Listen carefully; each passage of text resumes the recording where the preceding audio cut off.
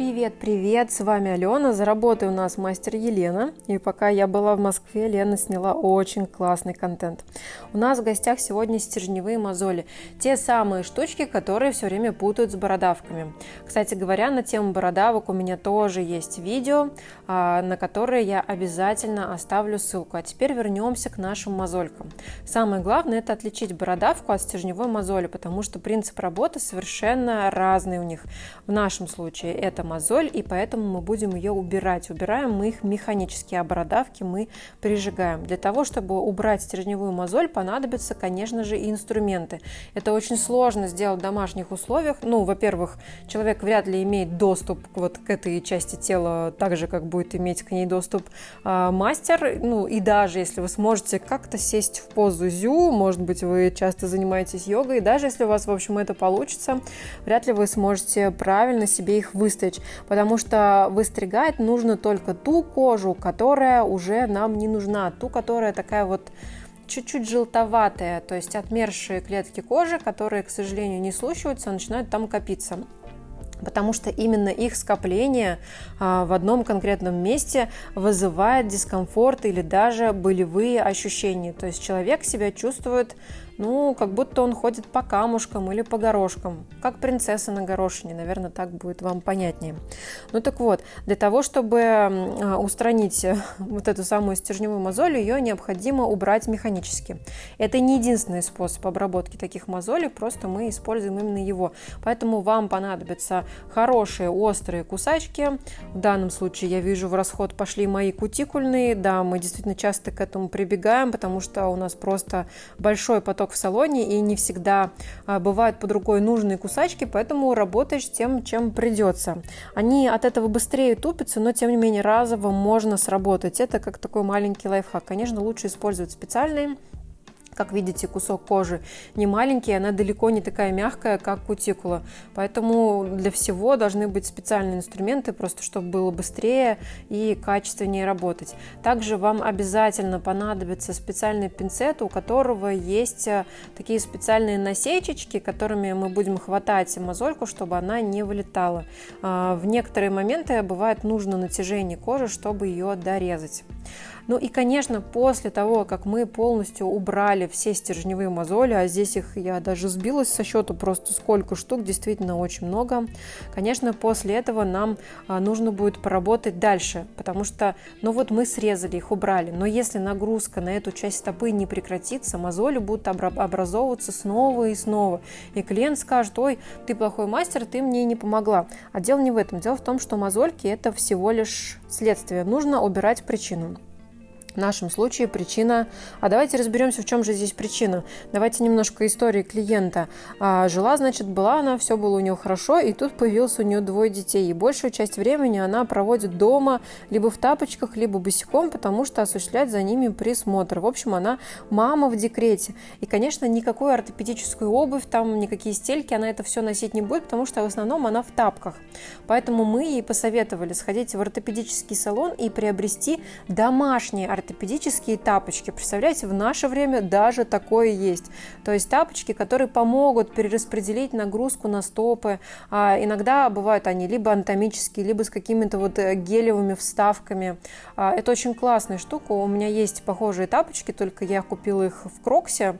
Знаете, такой магазин с резиновой обувью. Но она там очень-очень крутая, и это здорово, потому что ты приходишь домой, и у тебя прям отдыхают ноги. Даже если у тебя супер классная обувь, да, у меня действительно классная обувь, у меня есть и стельки и все, что нужно, чтобы ноги чувствовали себя хорошо, но тем не менее закрытая обувь, за день ты устаешь, и прийти вечером домой и кайфануть в классные тапочки — это прям вишенка на торте.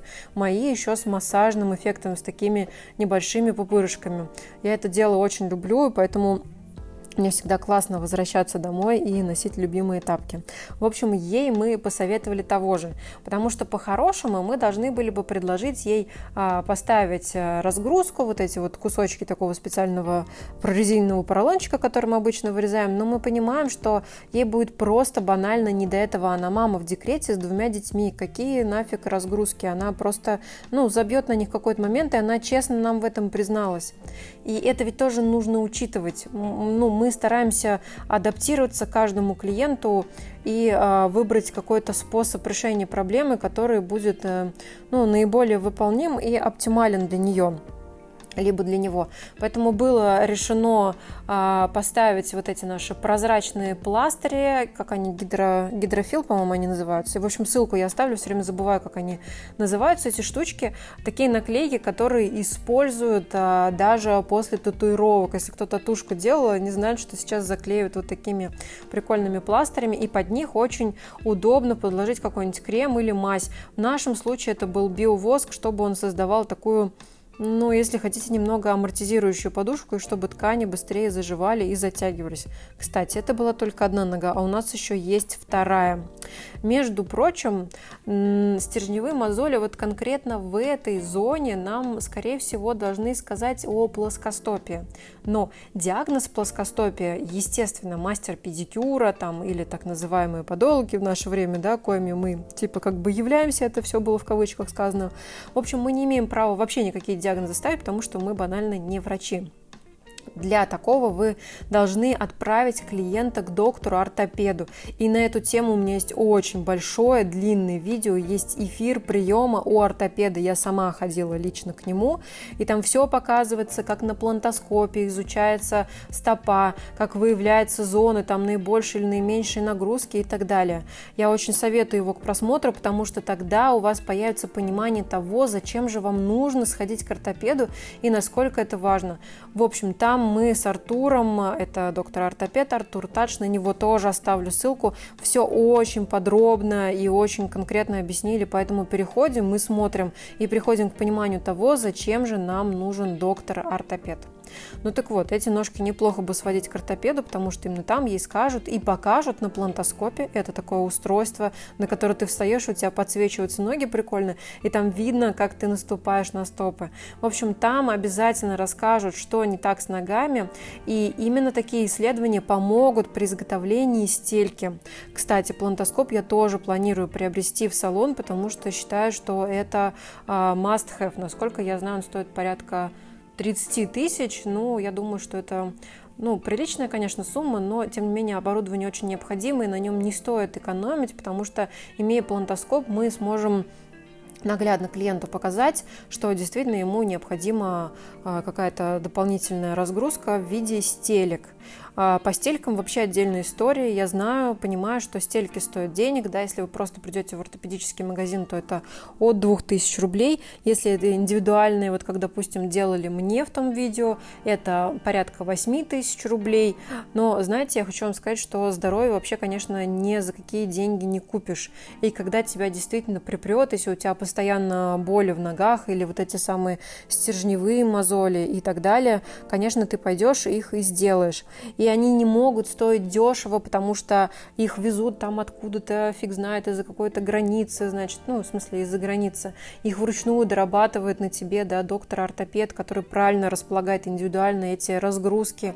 И после этого перестают болеть ноги. Представляете, я хожу обычно по Москве много пешком, и ввиду непривычки у меня всегда, абсолютно всегда болит правая нога. У меня какие-то проблемы там со связками случаются. И после того, как мы сделали эти стельки, у меня перестала болеть нога, несмотря на то, что я продолжала как электровеник носиться по городу. То есть у меня стопа заваливалась немного вовнутрь, и это как раз-таки давало мне неправильную нагрузку, и из-за этого были проблемы с моими связками.